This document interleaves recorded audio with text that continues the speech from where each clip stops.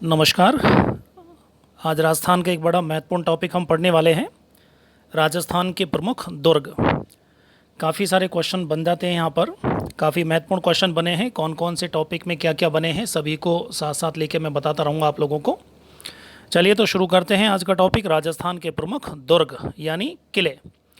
देखिए, राजस्थान के अंदर देखा जाए तो वैसे तो जगह जगह आपको बहुत किले मिल जाएंगे, क्योंकि पुराने ज़माने में चाहे वो राजा हो, चाहे महाराजा हो, सामंत हों, ठिकानेदार हों या सेनापति हों, ये सभी लोग अपने अपने राज्य की सुरक्षा के लिए बहुत बड़ी संख्या में दुर्गों का निर्माण कार्य करवाया किया करते थे।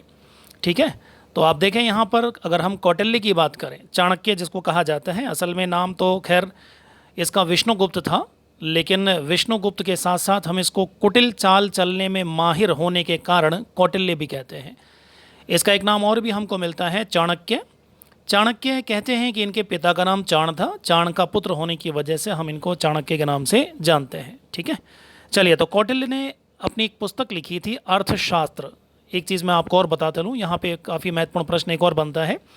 चाणक्य या कौटिल्य जिसने अर्थशास्त्र नाम की पुस्तक लिखी, पूछा जाता है यह पुस्तक किस विषय से संबंधित है। तो कई बार लोग ये समझते हैं कि अर्थशास्त्र पुस्तक शायद इकोनॉमिक्स की कोई पुस्तक रही होगी, ऐसा नहीं है, नाम पर ना जाए। ध्यान रखें, अर्थशास्त्र नामक पुस्तक भारतीय राजनीति और भारतीय प्रशासनिक व्यवस्था पर लिखी गई पहली भारत की पुस्तक मानी जाती है। ठीक है, तो ये प्रश्न पुलिस कांस्टेबल एग्जाम में भी पूछा गया है कि अर्थशास्त्र पुस्तक की विषय वस्तु क्या है, तो ये भारतीय राजनीति शास्त्र पर लिखी गई पुस्तक है। तो कौटिल्य ने अपनी पुस्तक अर्थशास्त्र में भी एक सिद्धांत दिया था जिसको हम साप्तांग सिद्धांत कहते हैं। साप्तांग सिद्धांत का मतलब यह है कि कौटिल्य कहता है कि किसी भी राज्य के 7 अंग होते हैं और इन 7 अंगों के ऊपर होने के वजह से ही कोई व्यक्ति राजा हो सकता है। वो राज्य के 7 अंग कौन कौन से हैं? एक कहता है राजा, ठीक है, यानी किसी भी राज्य का होना इस बात पे निर्भर करेगा कि उसका एक राजा होना चाहिए। सेकंड कहता है आमात्य, आमात्य का मतलब मंत्री। तीसरा कहता है जनपद, जनपद का मतलब होता है राज्य। चौथा है कोश, कोश का मतलब होता है खजाना। ठीक है, मित्र, मित्र का मतलब पड़ोसी राज्यों में आपके सहायक राजा जिनसे आपकी अच्छी मित्रता हो, ठीक है, जो आपातकाल में आपकी मदद करने के लिए तुरंत हाजिर हो जाए। सेना, अगर सेना नहीं तो कोई राज्य मजबूत तरीके से टिक नहीं सकता। दुर्ग यानी किला, और एक मजबूत दुर्ग होना उसके पास ज़रूरी है। तो ये वो 7 चीज़ हैं, राजा, आमात्य, जनपद, कोश, मित्र, दुर्ग, सेना। अगर ये 7 चीज़ें किसी के पास हैं तो ही वो व्यक्ति एक अच्छा राजा हो सकता है। ऐसा कौटिल्य ने लिखा है अपने अर्थशास्त्र में। यहीं पर ही अर्थशास्त्र में कौटिल्य ने साथ साथ जो दुर्ग हैं, किले हैं, उनकी 4 कोटियाँ उसने बनाई हैं, यानी 4 उसने प्रकार बताए हैं किले के। पहला प्रकार वो कहता है औदक दुर्ग। ध्यान रखें, यहाँ से बहुत महत्वपूर्ण प्रश्न है, आता है। कई बार हम सीधे सीधे किलों को रट लेते हैं और वहाँ से फिर समस्या खड़ी हो जाती है आपके सामने। आपको मालूम होना चाहिए कि औदक दुर्ग का मतलब क्या है। प्रश्न ऐसे भी आ सकता है, 4 आपको ऑप्शन दे दिए, इन 4 में से निम्न में से कौन सा दुर्ग औदक दुर्ग की श्रेणी में आता है। तो औदक का आपको पता होना चाहिए, औदक का मतलब होता है जल दुर्ग। ऐसा किला जो चारों तरफ जल से घिरा हुआ है तो क्या कहलाएगा, वो औदक दुर्ग कहलाएगा। यानी सीधे सीधे अगर मैं औदक की बात करूं तो हम इसे क्या कह सकते हैं, जल दुर्ग कह सकते हैं। जैसे उदाहरण के लिए अगर मैं बात करूं, जैसे गागरोन का किला है, ठीक है, जैसे शेरगढ़ किला है 12 ज़िले में, तो ये सब क्या है, ये औदक दुर्ग है ये। ठीक है, चारों तरफ इनके क्या भरा हुआ है, पानी भरा हुआ है। ठीक है, तो इनको औदक दुर्ग कहेंगे। तो जल दुर्ग को औदक दुर्ग बोलते हैं। सेकंड अगर हम बात करें, यहाँ पर दूसरा दुर्ग आता है पार्वत दुर्ग। पार्वत बहुत ही सिंपल है, नाम से ही आप पकड़ सकते हैं। पार्वत का मतलब है गिरि दुर्ग, यानी जो किला पहाड़ के ऊपर बना हुआ है। ठीक है, ये पार्वत दुर्ग हो गया, गिरि दुर्ग इसको कह सकते हैं आप। तीसरा देखें तो आता है धानव दुर्ग। धानव का मतलब होता है रेगिस्तान के बीच में बना हुआ किला। जैसे उदाहरण के लिए अगर हम बात करें, जैसलमेर का किला है, भटनेर का किला है, सिवाना किला है, ये तमाम किले रेगिस्तान के बीच में मौजूद हैं। इसके अलावा चलें तो चौथा उसने बताया है वन दुर्ग। वन का मतलब ऐसा किला जो चारों तरफ एक विशाल जंगल से घिरा हुआ हो, चारों तरफ एक, आप देखें तो बीहड़ है, ठीक है, चारों तरफ बहुत ही घना जंगल है। इस तरह के दुर्ग को हम वन दुर्ग या कह सकते हैं। इसके अलावा वन दुर्ग इसको अपन कह सकते हैं। ठीक है, तो यहाँ पर 4 प्रकार की श्रेणियाँ कौटिल्य द्वारा बनाई गई हैं। अगर हम इसे आगे बढ़ें तो एक प्राचीन कालीन एक बड़े ऋषि हुए हैं आचार्य शुक्र। आचार्य शुक्र ने अपनी शुक्र नीति ग्रंथ में दुर्गों के 9 प्रकार बताए हैं। ठीक है, 9 प्रकार, इनमें से हमारे पास बहुत सारे प्रश्न बनते हैं। अभी हमने केवल 4 पढ़े। आप देखें यहाँ पर आचार्य शुक्र ने 9 प्रकार के किले बताए। उनमें से पहला किला वो कहता है ऐरण दुर्ग। तो ऐरण दुर्ग किसे कहते हैं, ये चीज़ आपको थोड़ा सा ध्यान रखना है। देखिए, ऐरण किला ऐसे किले को कहते हैं जिस किले के मार्ग में बहुत ज़्यादा पत्थर हों, कांटे हों, खाइयाँ हों। ठीक है, इस प्रकार का जो किला है वो ऐरण दुर्ग कहलाता है। राजस्थान में इस श्रेणी में बहुत सारे किले आते हैं, जैसे चित्तौड़गढ़ किला है, जालौर किला है। जब आप इन किलों तक पहुंचते हैं तो कई सारी पहाड़ियाँ आपको पार करनी पड़ती हैं, खाइयाँ पार करनी पड़ती हैं, कटीले जंगलों से आपको होकर गुजरना पड़ता है। इस प्रकार के इस प्रकार के दुर्गों को ऐरण दुर्ग कहा गया है। सेकंड नंबर अगर हम चलें तो एक आता है पारिख दुर्ग। देखिए, पारिख का मतलब होता है खाई। ठीक है, ऐसा किला जिसके चारों तरफ एक गहरी खाई खोदकर बनाई गई हो। जैसे मैंने आपको भरतपुर का इतिहास पढ़ाया था, तो आपने देखा, भरतपुर किले का चित्र देखा था वहाँ पर, तो उस किले के चारों तरफ एक गहरी खाई खोदी गई है और उसमें पानी भर दिया गया है। इसी प्रकार अगर हम बीकानेर के जूनागढ़ किले की बात करें तो वो भी इसी श्रेणी में आता है। ठीक है, किले के चारों तरफ एक गहरी खाई खोदी गई है। डीग का किला है भरतपुर के अंदर, चारों तरफ एक गहरी खाई है। ठीक है, तो पारिक का मतलब होता है खाई, ऐसा किला जिसके चारों तरफ गहरी खाई खोदी गई हो। अगला आता है पारिद दुर्ग। पारिद का मतलब होता है परकोटा। ठीक है, ऐसा किला जिसके चारों ओर बड़ा बड़ा जो है परकोटा बनाया गया है, बड़ी बड़ी दीवारें बनाई गई हैं। हालांकि देखा जाए तो प्रत्येक किले के अंदर ही कहीं ना कहीं परकोटा आपको मिलेगा। ठीक है, तो पारिद यानी परिधि, यानी चारों तरफ ऊंचा मजबूत परकोटा होना चाहिए किले की सुरक्षा के लिए। चौथा देखें तो यहाँ पर इसने बताया है वन दुर्ग। ठीक है, यहाँ पर भी बात बड़ी सीधी है, एक बड़ा जंगल, जंगल के बीच में कोई आपका किला है। ठीक है, तो वन दुर्ग की श्रेणी में आता है। जैसे रणथंभौर का किला है, रणथंभौर का किला रणथंभौर नेशनल पार्क के बीच में मौजूद है, तो वो वन दुर्ग भी है और एक पहाड़ी के ऊपर भी है, तो इसलिए वो गिरि दुर्ग भी है। ठीक है, चलिए अगला किला देखते हैं, धानव दुर्ग।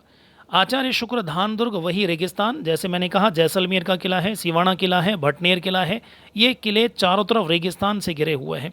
इस तरह के किलों को हम धानव दुर्ग की श्रेणी में रखते हैं। अगला आता है जल दुर्ग।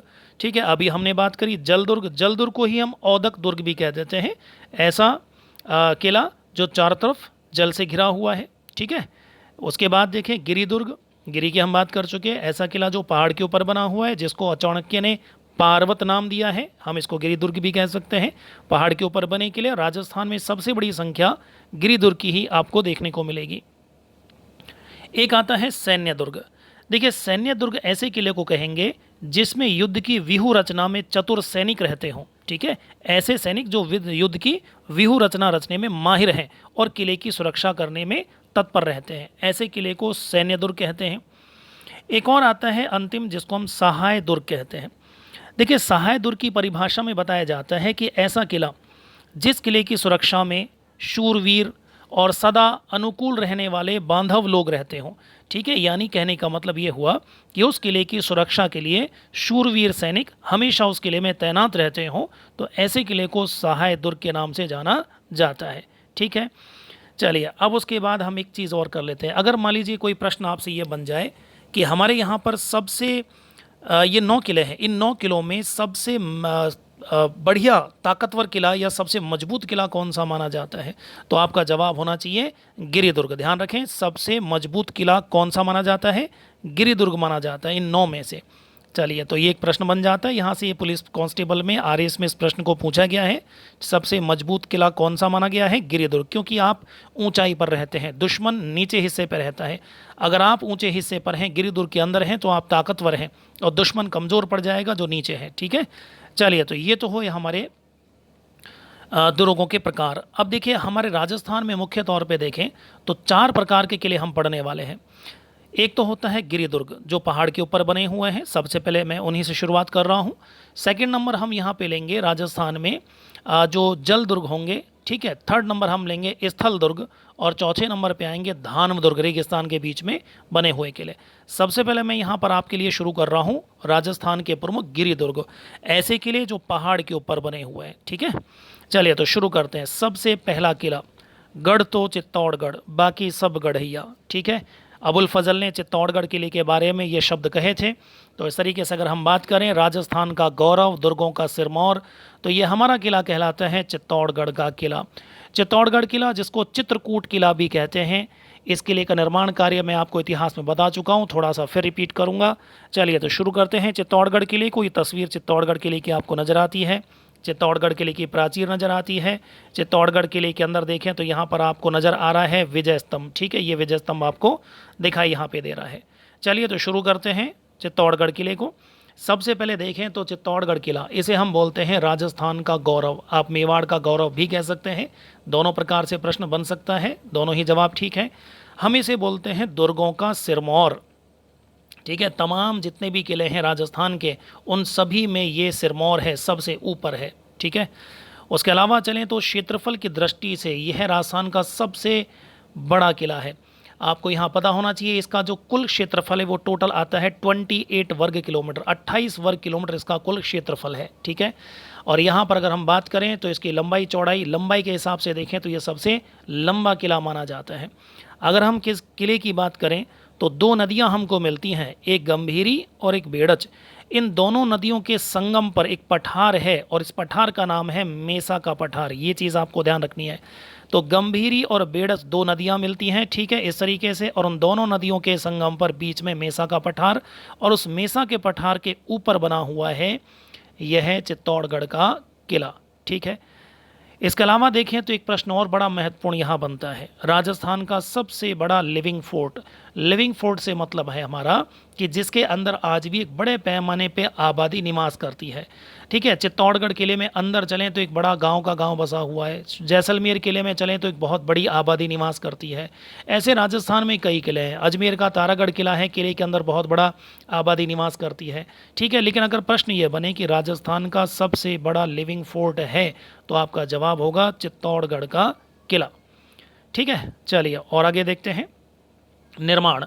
निर्माण की बात हम कर चुके हैं। इतिहास में 7वीं शताब्दी में चित्रांगद मौर्य ने इस किले का निर्माण कार्य करवाया था, ठीक है। यहाँ से प्रश्न RS एग्जाम में पूछा गया है, सेकंड ग्रेड एग्जाम में पूछा गया है। किले का निर्माता है चित्रांगद मौर्य।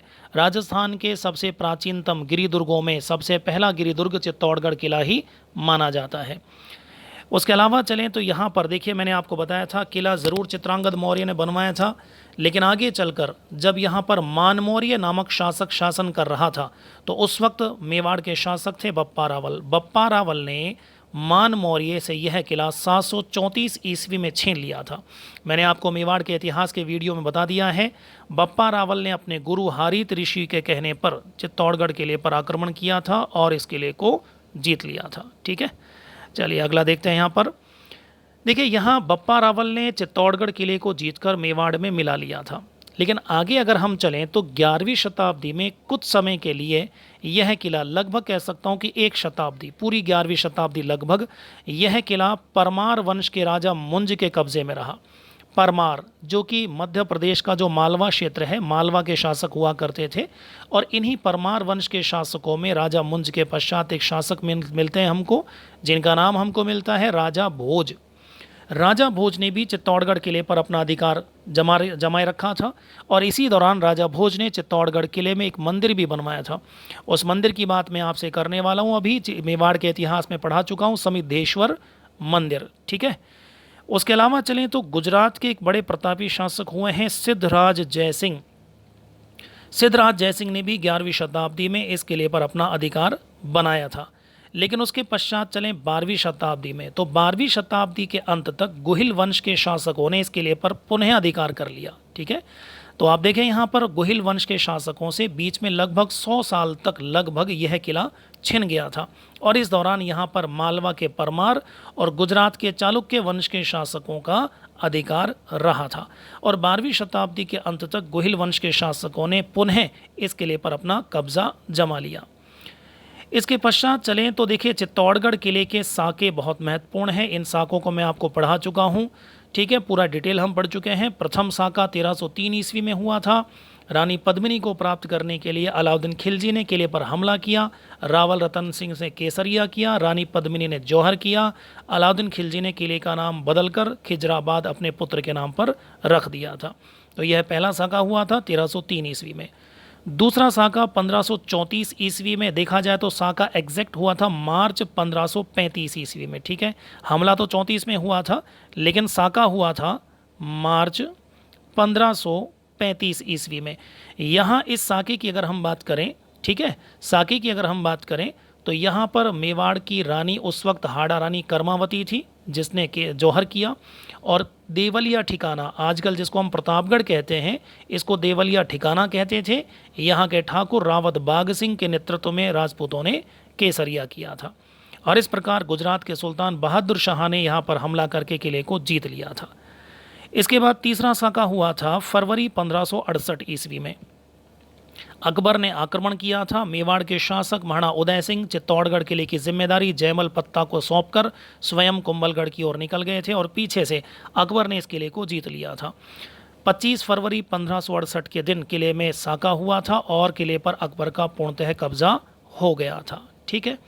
चलिए, उसके बाद अगर बात करें किले के अंदर महत्वपूर्ण इमारतों की, तो महत्वपूर्ण इमारतों में कौन कौन सी चीज़ आपको मिलेगी। एक आपको मिलेगा विजय स्तंभ, हम बात कर चुके हैं। महाराणा कुंभा ने सन 1437 ईस्वी सारंगपुर युद्ध में विजय के पश्चात इस विजय स्तंभ का निर्माण कार्य करवाया था। विजय स्तंभ की बात हम कर चुके हैं। इसे विष्णु स्तंभ, गरुड़ स्तंभ, वैश्य स्तंभ के नामों से भी जाना जाता है। पूरा इतिहास मेवाड़ में पढ़ा चुका हूँ कुंभा के अंदर विजय स्तंभ का। इसके अलावा चलें तो यहीं पर विजय स्तंभ मेवाड़ के अंदर पढ़ाते समय मैंने आपको जैन कीर्ति स्तंभ भी साथ साथ पढ़ाया था। मैंने आपको बताया था जैन संत जीजा जी ने जैन कीर्ति स्तंभ का निर्माण कार्य करवाया था, जो जैन धर्म के प्रथम तीर्थंकर भगवान आदिनाथ, जिनको हम ऋषभ देव भी कहते हैं, उनको समर्पित स्मारक है। गोरा बादल महल इसके अंदर है। मैंने आपको बताया था रानी पद्मिनी के चाचा भाई गोरा बादल, उनका महल भी यहाँ मौजूद है चित्तौड़गढ़ किले में। रानी पद्मिनी का महल भी किले के अंदर मौजूद है। इसके अलावा चलें, भामाशाह की हवेली किले के अंदर मौजूद है। भामाशाह, जिसको हम मेवाड़ का रक्षक कहते हैं, महाराणा प्रताप को वित्तीय सहायता इन्होंने उपलब्ध करवाई थी। इसके अलावा चलें हम कुंभ श्याम मंदिर, महाराणा कुंभा द्वारा बनवाया गया था ये कुंभ श्याम मंदिर। मीराबाई का मंदिर देखें, ये भी चित्तौड़गढ़ किले के अंदर मौजूद है। समिद्धेश्वर मंदिर, ठीक है, मोकल मंदिर इसी का दूसरा नाम है।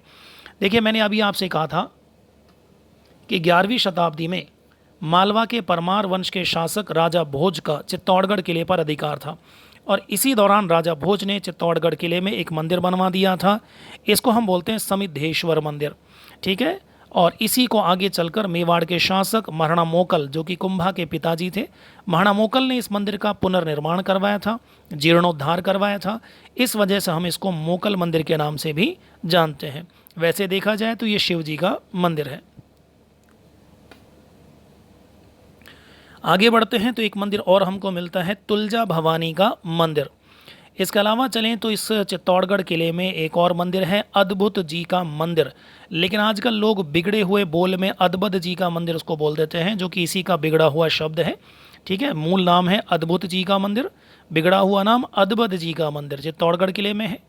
नवलखा भंडार चित्तौड़गढ़ किले के अंदर है। श्रृंगार चौरी मंदिर जैन मंदिर है इस चित्तौड़गढ़ किले में। ये प्रश्न RS एग्जाम में पूछा गया है, मैं आपको इतिहास में पढ़ा चुका हूँ, ठीक है। महाराणा कुंभा के मंत्री वेलाक द्वारा इस किले का इस मंदिर का निर्माण कार्य करवाया गया था। जैन मंदिर है ये। श्रृंगार चंवरी के अलावा चलें तो सतबीस देवरी जैन मंदिर भी इस किले के अंदर मौजूद है। जयमल फत्ता की हवेली भी चित्तौड़गढ़ किले में मौजूद है।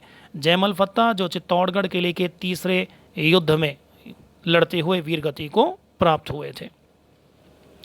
चित्तौड़गढ़ किला काफ़ी बड़ा है, इसके अंदर बहुत बड़ी आबादी निवास करती है। चित्तौड़गढ़ किले के अंदर पानी की आपूर्ति बनाए रखने के लिए कुछ तालाब बने हुए हैं। उन तालाबों में प्रमुख तालाबों में नाम आता है चित्रांगद मौर्य का तालाब, ठीक है। ये वही चित्रांगद मौर्य हैं जिन्होंने चित्तौड़गढ़ किले का निर्माण करवाया था। कुंभ सागर तालाब महाराणा कुंभा ने बनवाया था। हाथी कुंड एक नाम का तालाब है, ठीक है। भीमलत नामक एक तालाब और भी है, जिसके बारे में एक कहावत में माना जाता है, किंवदंती यहाँ पे प्रचलित है। माना जाता है जो भीम थे, पांडुपुत्र भीम थे, माना जाता है उन्होंने लात मारकर यहाँ पर इस तालाब को बना दिया था, ठीक है। इसके अलावा चलें तो रत्नेश्वर तालाब भी हमको यहाँ पर देखने को मिल जाएगा, ठीक है।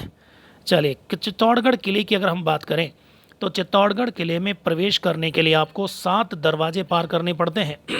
इन 7 दरवाज़ों के नाम कई बार एग्जाम में पूछे गए हैं। तो देखिए 7 दरवाजे कौन कौन से हैं। सबसे पहला दरवाज़ा है पांडन पोल दरवाज़ा। ये चित्तौड़गढ़ किले में प्रवेश करने के लिए सबसे पहला दरवाज़ा है, ठीक है। दूसरा अगर हम दरवाज़ा देखें तो दूसरा दरवाज़ा है भैरव पोल, तीसरा दरवाज़ा है हनुमान पोल, चौथा दरवाज़ा है गणेश पोल। देखिए यहाँ से एक प्रश्न पूछा गया है, प्रश्न ऐसे पूछा गया है आपको, जैसे यहाँ पर देखिए ये 4 ऑप्शन मान लीजिए आपको दे दिए गए, मान लीजिए ये 4 ऑप्शन आपको दे दिए गए, इनमें से पांडन पोल हटा देता हूँ और पांडन पोल की जगह ऑप्शन में रख देता हूँ पांडु पोल। प्रश्न ऐसे पूछा गया है ये, ठीक है, वन रक्षक एग्जाम में पूछा गया था। अब आपको 4 ऑप्शन दिए, पांडु पोल, भैरव पोल, हनुमान पोल, गणेश पोल। प्रश्न ये किया गया निम्न में से चित्तौड़गढ़ किले का दरवाज़ा नहीं है। अब आप देखिए बहुत सारे बच्चे पांडुपोल और पांडन पोल में कंफ्यूज हो रहे थे, ठीक है। देखिए पांडुपोल अलवर में एक अलग जगह है, जो महाराज भर्तृहरि का यहाँ पे सरिस्का जंगल की अगर हम बात करें तो सरिस्का जंगल के अंदर एक हनुमान जी का बड़ा प्रसिद्ध मंदिर है पांडुपोल, ठीक है। जबकि यहाँ पर अगर हम बात करें तो पांडन पोल ये एक किले का दरवाज़ा है, ये बिल्कुल अलग है। पांडुपोल अलग है जो अलवर में है, ठीक है, हनुमान जी का बड़ा प्रसिद्ध मंदिर है, सरिस्का अभ्यारण्य के बीच में पड़ता है। और पांडन पोल एक अलग चीज़ है, ये चित्तौड़गढ़ किले का दरवाज़ा है। तो इस प्रकार आप देखें उसने पूछा कि निम्न में से चित्तौड़गढ़ किले का दरवाज़ा नहीं है, तो आपका जवाब देना था पांडुपोल, ठीक है। ये पांडुपोल नहीं है, किले के दरवाजे का नाम है पांडन पोल। तो ये थोड़ा सा शब्द मिलते जुलते हैं, इसलिए एग्जामिनर ने उसको पूछ लिया। इसके अलावा चलें तो लक्ष्मण पोल एक दरवाज़ा है, जोड़न पोल एक दरवाज़ा है, राम पोल एक दरवाज़ा है जो किले का अंतिम दरवाज़ा है। ये किले के दरवाजे पूछे गए हैं, आपको ध्यान रखने चाहिए। चलिए आगे बढ़ते हैं। इस किले के बारे में एक दोहा बहुत ही प्रचलित है, ठीक है। इस किले के बारे में राजस्थानी एक दोहा है, जिण अजोड़ राखी जुड़ियाँ मेवा सुमरोड़, किला मोड़ बिलमा तणु चित तोड़न चित्तौड़। देखिए कई बार ऐसा देखने को मिला है कि इस प्रकार के दोहे प्रश्न में दे दिए जाते हैं, ठीक है, और प्रश्न में देकर आपसे पूछा जाता है उपरोक्त दोहे का संबंध किस किले से है। अब एक चीज़ तो ध्यान रखें आप, कम से कम नीचे वाली लाइन चित्तौड़न चित्तौड़ ये तो आपको नहीं देगा, क्योंकि इससे नाम से ही पता चल रहा है इसका मतलब चित्तौड़गढ़ के लिए संबंधित है। इस प्रश्न के अंदर वो आपको पहली वाली लाइन दे सकता है, ये पहली वाली लाइन दे सकता है। इस प्रकार कई सारे प्रश्न पूछे हैं, ठीक है। यहाँ पर अगर हम बात करें चित्तौड़गढ़ के अलावा मेहरानगढ़ किले से संबंधित दोहा है, उसमें भी प्रश्न पूछा गया है, दोहा देकर पूछा गया कि इस दोहे का संबंध किस किले से है, तो आपको ध्यान रखना है इस दोहे के बारे में। चलिए तो ये तो बात हुई हमारे यहाँ पर चित्तौड़गढ़ किले के बारे में, ठीक है, और आगे बढ़ते हैं। अबुल फजल ने भी इस किले के बारे में एक बात कही थी, जैसा कि मैंने शुरू में कह दिया था, गढ़ तो चित्तौड़गढ़ बाकी सब गढ़ैया। ये बात कही थी अकबर के दरबारी कवि अबुल फजल ने। गढ़ तो गढ़ का मतलब होता है किला, कहता है किला तो चित्तौड़गढ़ है बाकी सब तो गढ़ी हैं, छोटी गढ़ी का मतलब छोटा किला, ठीक है। तो इस प्रकार आप देखें इसकी कोटेशन कई बार पूछी गई है, गढ़ तो चित्तौड़गढ़ बाकी सब गढ़ैया। ये पंक्तियाँ किसकी हैं? अबुल फजल की हैं। अबुल फजल ने ये पंक्तियाँ किस किले के बारे में कही? तो आपका जवाब होना चाहिए चित्तौड़गढ़ किले के बारे में ये उन्होंने बात कही थी, ठीक है। चलिए तो ये तो होता है हमारा चित्तौड़गढ़ किला। चित्तौड़गढ़ किले जैसा ही एक और बड़ा मजबूत किला हमको देखने को मिलता है अरावली पर्वत श्रेणियों में, राजसमंद जिले के अंदर, राजसमंद जिले में है कुंभलगढ़ किला। इस किले की दीवार की मजबूती ही आपको देखने को मिल जाएगी। आप इस किले की प्राचीर देखें, प्राचीर की जो चौड़ाई है, मोटाई देखें, ठीक है, बहुत मजबूत दीवारें हैं। दुनिया में चीन की दीवार के साथ इस दीवार की तुलना की जाती है। पूरी विश्व में सबसे लंबी दीवार चीन की दीवार है और उसके बाद सेकंड सबसे लंबी 36 किलोमीटर लंबी जो दीवार है वो कुंभलगढ़ किले की दीवार है, ठीक है। तो ये किले का एक चित्र आपको दिखाया गया है, कुंभलगढ़ किला है ये। कुंभलगढ़ किले की हम बात करें, देखिए आपको यहाँ पे एक चित्र और दिखाया गया है कुंभलगढ़ किले का। इस चित्र के अंदर आप देखें यहाँ पर ये तो आपको नज़र आता है, ये तो चित्तौड़गढ़ किले की प्राचीर है, ठीक है ना। ये तो आप देखें चित्तौड़गढ़ किले की प्राचीर है और इस दीवार की हम बात करें तो पहाड़ों के ऊपर ऊपर इसकी बहुत लंबाई है। आपको टोटल इसकी लंबाई मिलती है 36 किलोमीटर। और इसके ऊपर देखिए हम लोग बाग यहाँ पर ये पहाड़ी के ऊपर जो बना हुआ है, ये जो ऊपर आपका, ठीक है, ये जो ऊपरी हिस्सा बना हुआ है ये आपका कुंभलगढ़ किले के बीच का हिस्सा है। कुंभलगढ़ किला ध्यान रखें किसी एक पहाड़ी पर नहीं है, कई छोटी छोटी अलग अलग पहाड़ियां हैं जिनके बीच में कुंभलगढ़ किले की प्राचीर फैली हुई है। तो कुंभलगढ़ किले के बीचों बीच एक ऊंची पहाड़ी, इस पहाड़ी के ऊपर ये जो मैंने गोला कर दिया है, ये जो महल आपको दिखाई दे रहा है, ठीक है, ये कटारगढ़ है। कुंभलगढ़ किले के बीच में एक छोटा सा किला कटारगढ़ है जो कि महाराणा कुंभा का स्वयं का निवास स्थान था, ठीक है, तो इस तरीके से चलिए हम आगे बढ़ते हैं, कुंभलगढ़ किले को पढ़ते हैं। कुंभलगढ़ किले का निर्माण कार्य हुआ था सन 1458 ईस्वी में। महाराणा कुंभा ने इसका निर्माण कार्य करवाया था, ठीक है। और ध्यान रखें, महाराणा कुंभा ने इस किले का नामकरण अपनी पत्नी कुंभल देवी के नाम पे किया था। तो महाराणा कुंभा ने अपनी पत्नी कुंभल देवी के नाम पर किले का निर्माण रखा था, कुंभलगढ़। और इस किले का प्रमुख वास्तुकार रहा है मंडन। मैंने आपको बताया मेवाड़ के अंदर महाराणा कुंभा के प्रमुख शिल्पकार, प्रमुख शिल्पी जो थे वो मंडन थे। अगर हम विजय स्तंभ को छोड़ दें तो विजय स्तंभ के अलावा जितनी भी इमारतें महाराणा कुंभा के शासनकाल में बनकर तैयार हुई हैं उन सभी का शिल्पी मंडन रहा है, ठीक है। मेवाड़ के इतिहास में मंडन की प्रमुख पुस्तकें, उसके द्वारा बनवाई गई इमारतें, सब की बात हम कर चुके हैं। कुंभलगढ़ किले के बीचों बीच मैंने कहा सबसे ऊंची पहाड़ी पर एक छोटा सा किला है जिसका चित्र मैंने अभी आपको दिखाया, उसे हम कटारगढ़ कहते हैं। और ये कटारगढ़ पूछा जाता है महाराणा कुंभा का स्वयं का क्या था, निवास स्थान था ये, ठीक है। उसके अलावा चलें तो देखिए संकट काल में मेवाड़ का राज परिवार का ये आश्रय स्थल रहा है। ये बड़े महत्वपूर्ण चीज़ है आपके लिए। संकट काल में मेवाड़ राज परिवार का आश्रय स्थल था, कुंभलगढ़ किला था। जैसे मैं मेहरानगढ़ किले की बात करता हूँ, जोधपुर के इतिहास की बात करता हूँ, तो मारवाड़ के शासकों पर जब भी विपत्ति आती थी तो वो सिवाना किले में जाकर रहते थे। तो ऐसे हम कह सकते हैं मारवाड़ के शासकों की शरण स्थली सिवाना किला बाड़मेर। ऐसे ही मेवाड़ के शासकों की संकटकालीन समय के अंदर जो शरण स्थली रही है, आश्रय स्थल रहा है, वो रहा है हमारा कुंभलगढ़ किला, ठीक है। आगे बढ़ते हैं, आगे देखें तो कटारगढ़। कटारगढ़ को मेवाड़ की आंख कहा जाता है। देखिए मेवाड़ की आंख इसको इसलिए कहा जाता है क्योंकि बहुत ऊंचाई पर है। अगर आप इस किले पर खड़े होकर देखें तो आपको बहुत दूर दूर तक की सीमाएं नज़र आती हैं। इसलिए हम इस किले को मेवाड़ की आंख कहते थे क्योंकि यहाँ खड़े होकर दुश्मन पे बहुत दूर तक नज़र रखी जा सकती थी। आगे चलें तो देखिए कटारगढ़ के अलावा यहाँ कटारगढ़ के अंदर अगर हम बात करें, कटारगढ़ जो किला है उसके अंदर अगर हम बात करें तो कुंभा के महल बने हुए हैं, बादल महल बने हुए हैं। ध्यान रखें, बहुत महत्वपूर्ण है बादल महल। ये वही बादल महल हैं जिनके अंदर जूनी कचहरी में महाराणा प्रताप का जन्म हुआ था, ठीक है। ये हम बात कर चुके हैं महाराणा प्रताप के इतिहास में। महाराणा प्रताप का जन्म किस किले में हुआ था, कुंभलगढ़ किले के बादल महल के हिस्से में। उसके अलावा चलें तो झाली रानी का महल बना हुआ है, महाराणा कुंभा की पत्नी थी झाली रानी, उनका महल है यहाँ पर, ठीक है। इसके अलावा चलें तो देखिए एक और बड़ा महत्वपूर्ण प्रश्न है, ये जो किला है हमारा ये मेवाड़ मारवाड़ की सीमा पर बना हुआ है। देखिए उसको समझिए। देखिए ये तो हमारा जो है राजसमंद जिला है और इधर चलें तो पाली जिला है। ये राजसमंद जिले में बना हुआ है, बिल्कुल राजसमंद और पाली जिले के बॉर्डर पर। अगर हम इतिहास में चलें तो राजसमंद जिला मेवाड़ रियासत का हिस्सा रहा है और पाली ज़िला मारवाड़ रियासत का हिस्सा रहा है, ठीक है। इस तरीके से देखें ये किला हमारा दोनों सीमाओं के, कह सकता हूँ मेवाड़ और मारवाड़ दोनों रियासतों की बिल्कुल सीमा पर मौजूद था। तो प्रश्न बनता है यहाँ पर मेवाड़ मारवाड़ की सीमा पर स्थित महत्वपूर्ण दुर्ग, वो भी हमारा कुंभलगढ़ किला, ठीक है। जैसा कि मैंने पहले ही कहा यह किला कोई एक पहाड़ी पर नहीं है, कई अलग अलग छोटी छोटी पहाड़ियाँ हैं जिनके ऊपर ये किले की दीवार फैली हुई है। तो उन पहाड़ियों के नाम हमसे एग्ज़ाम में पूछे जा सकते हैं, ठीक है। इनके नाम अगर हम देखें तो श्वेत, नील, हिमवंत, गंधमादन, हेमकूट, ये पहाड़ियों के नाम हैं सॉरी जिन पर ये किला बना हुआ है। और ये तमाम जो पहाड़ियां हैं, इन पहाड़ियों के जो नाम हमें मिलते हैं ये मिलते हैं कुंभलगढ़ प्रशस्ति में। कुंभलगढ़ प्रशस्ति जो कि महाराणा कुंभा द्वारा स्थापित करवाई गई थी कुंभलगढ़ किले में, इस प्रशस्ति में इन तमाम पहाड़ियों के नाम मिलते हैं जिन पहाड़ियों पर कुंभलगढ़ किला बनाया गया है, ठीक है। चलिए उसके अलावा चले कुंभलगढ़ किले के अंदर प्रमुख इमारतें कौन कौन सी हैं।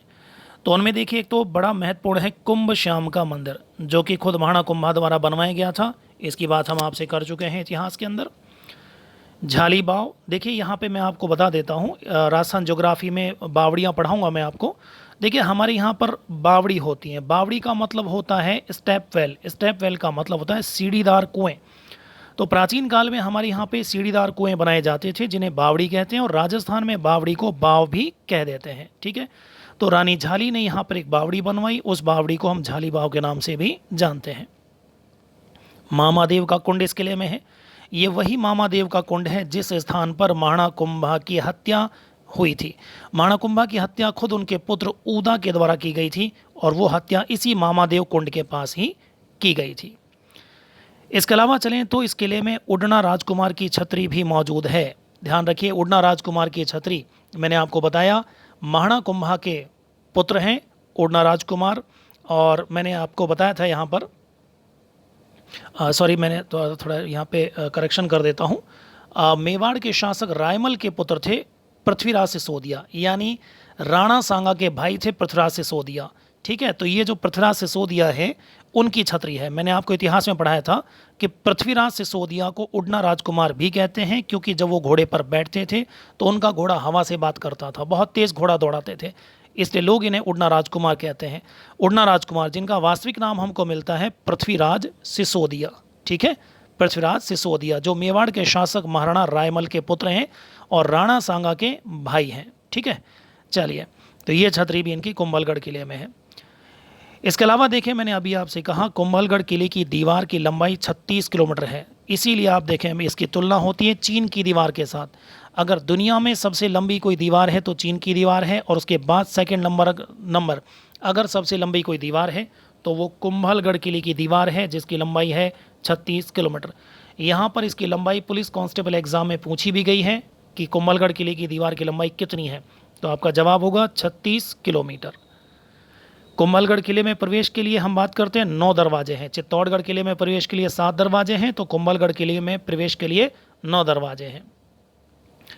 ठीक है, इसके अलावा अगर हम बात करें अबुल फजल की, तो अबुल फजल ने इस किले के बारे में कहा था कि यह दुर्ग इतनी बुलंदी का मतलब होता है ऊंचाई, इतनी ऊंचाई पर बना हुआ है कि नीचे से ऊपर देखने पर सिर की पगड़ी भी गिर जाए। देखिए, बड़ा महत्वपूर्ण चीज़ है, एग्जाम में पूछा जाता है। ठीक है, असल में यह दुर्ग इतनी ऊंचाई पर है कि जब इसके नीचे खड़े होकर आप इसको देखें ऊपर की ओर, तो ऐसा लगता है कि आप इतनी ऊंचाई पर देखते हैं कि जैसे सिर की पगड़ी पीछे की ओर गिर जाए। तो अबुल फजल ने इसके बारे में कहा है, कई बार यह कथन एग्जाम में पूछा गया है। इसके अलावा चलें तो कर्नल जेम्स टॉड, राजस्थान इतिहास के पितामह, उन्होंने इस किले की तुलना की थी एक यूरोपियन किले एट्रुस्कन के साथ। ठीक है, कहता है इस किले की तुलना एट्रुस्कन के साथ की जा सकती है। दूसरा, उन्होंने ये भी कहा कि चित्तौड़गढ़ किले के बाद अगर राजस्थान का सबसे दूसरा मजबूत अगर कोई किला है तो वो कुंभलगढ़ किला है। ठीक है, तो कुंभलगढ़ किले को चित्तौड़गढ़ किले के बाद दूसरा सबसे मजबूत किला बताया है कर्नल जेम्स टॉड ने। ठीक है, ये कथन बहुत महत्वपूर्ण है, पूछे जाते हैं। अगर हम कुंभलगढ़ किले में कुछ घटनाओं की बात करें तो ये घटनाएं आरएएस एग्जाम में पूछी गई हैं। आपसे पूछा गया प्रश्न इस प्रकार कि निम्न में से किस घटना का संबंध कुंभलगढ़ किले से नहीं है।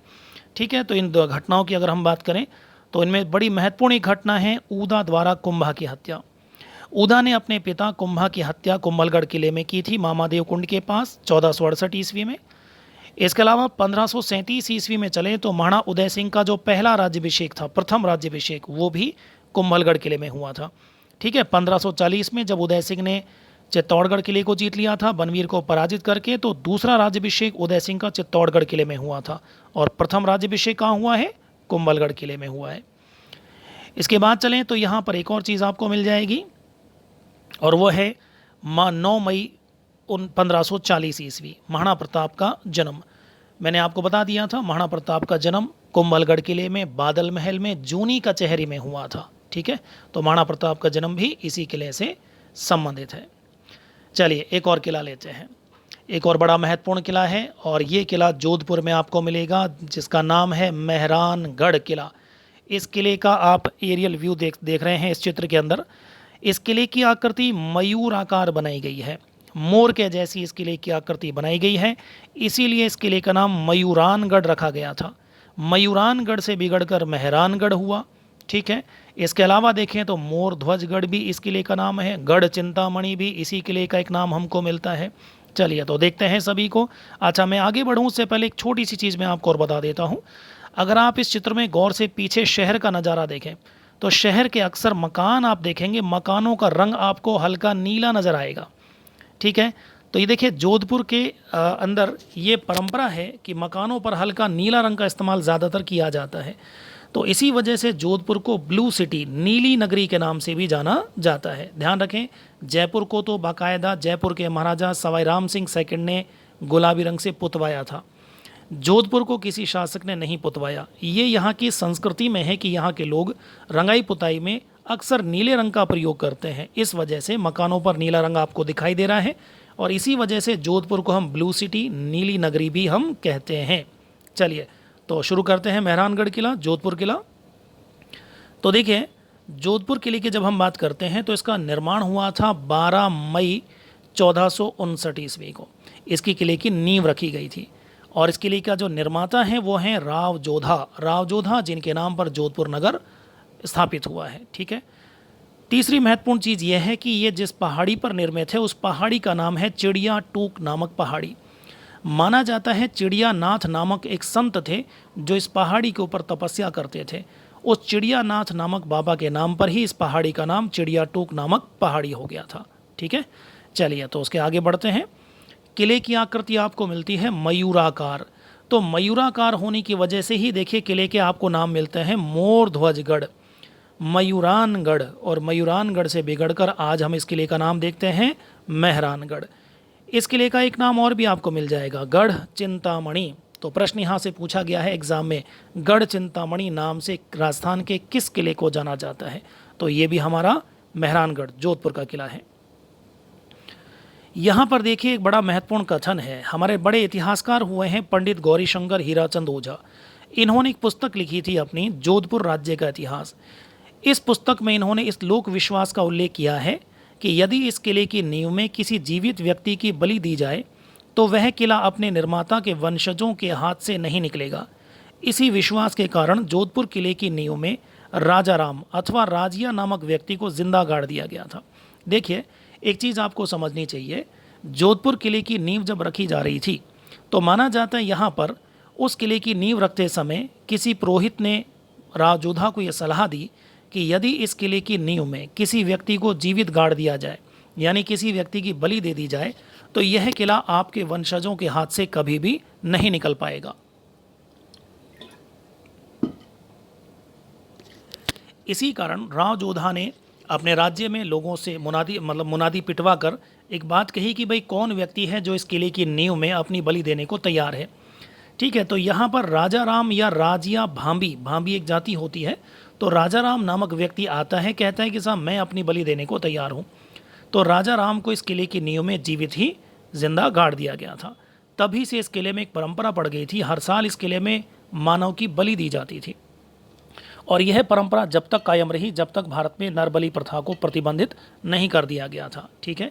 तो मेहरानगढ़ किले में चामुंडा माता का मंदिर है जो कि मेहरानगढ़ किले के निर्माण के समय ही राव जोधा द्वारा बनवाया गया था और इस चामुंडा माता मंदिर में नरबलि की परंपरा प्रचलित रही थी और इस नरबलि की शुरुआत यहाँ से होती है और इस घटना का उल्लेख पंडित गौरीशंकर ओझा अपनी पुस्तक जोधपुर राज्य के इतिहास में भी करते हैं। ठीक है। तो ये आपको ध्यान रखना है। उसके बाद आगे बढ़ते हैं। तो इस किले में चामुंडा माता का मंदिर है जिसका निर्माण राव जोधा ने करवाया था किले के निर्माण के समय ही। इस किले में नागणेची माता का मंदिर भी है। मैं आपको बता चुका हूँ, नागणेची माता जोधपुर के शासकों की कुल देवी। मैंने आपसे कहा भी था कि वैसे तो नागणेची माता का मूल नाम है चक्रेश्वरी माता, लेकिन नगाना गांव में इनका मंदिर होने की वजह से नागणेची माता के नाम से इनको जाना जाता है। और दूसरा इनका प्रमुख मंदिर जोधपुर किले के अंदर है। जोधपुर किले में एक बड़ी महत्वपूर्ण चीज़ और है, बहुत बार एग्जाम में पूछा जाता है, मानसिंह पुस्तक प्रकाश पुस्तकालय। देखिए इसके नाम से ऐसा लगता है कि शायद कोई लाइब्रेरी होगी, पुस्तकालय होगा, जबकि वास्तव में ये क्या है? वास्तव में ये पुस्तकालय नहीं है, एक चित्रकला संग्रहालय है। ठीक है। मैं चित्रकला का टॉपिक आपको राजस्थान कल्चर में पढ़ाऊंगा, तब आपको पता चलेगा कि ये क्या है। ये चित्रकला संग्रहालय है। तो ये एग्जाम में बहुत बार पूछा जाता है कि मानसिंह पुस्तक प्रकाश पुस्तकालय क्या है? एक पुस्तकालय है, एक चित्रकला संग्रहालय है।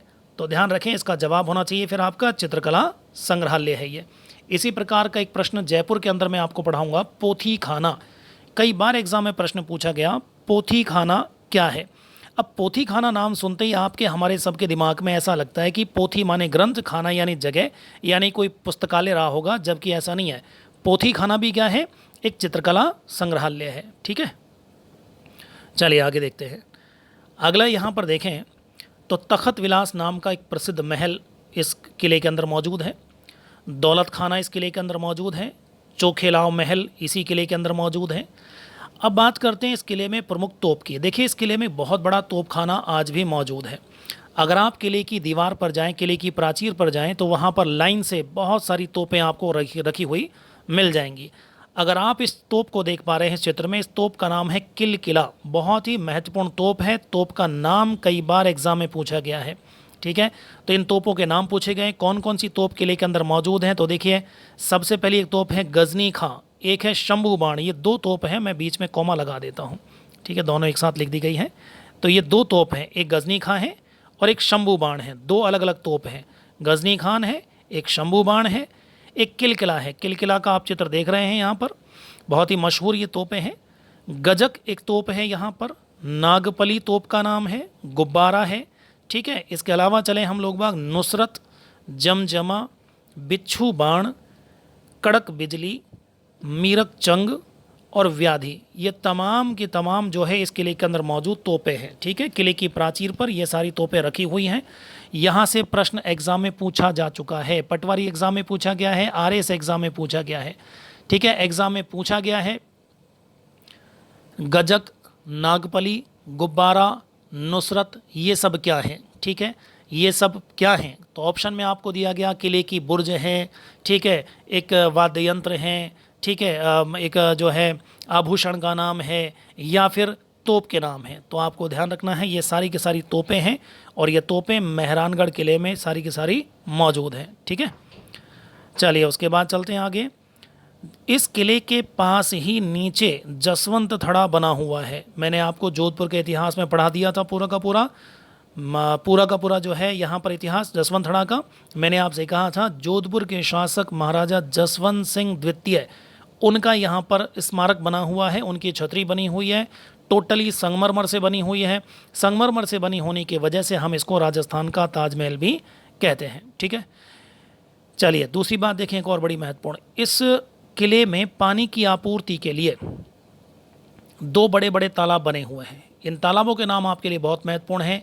एक तालाब है जिसका नाम है रानीसर और एक तालाब है जिसका नाम है पदमसर। इन दोनों तालाबों से जोधपुर किले में पानी की आपूर्ति करवाई जाती है।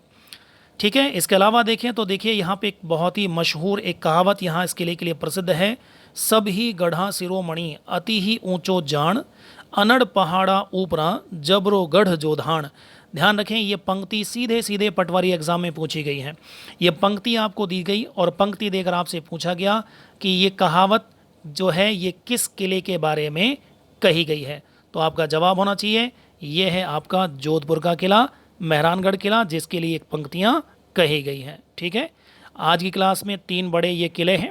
अगले पार्ट 2 में मैं बाकी आपके गिरिदुर्गों को लेकर चलूँगा। ठीक है, चलिए तो पार्ट 1 यहीं पे हम समाप्त करते हैं। बाकी किले गिरिदुर्ग पार्ट 2 में मैं आपको पढ़ाने वाला हूँ।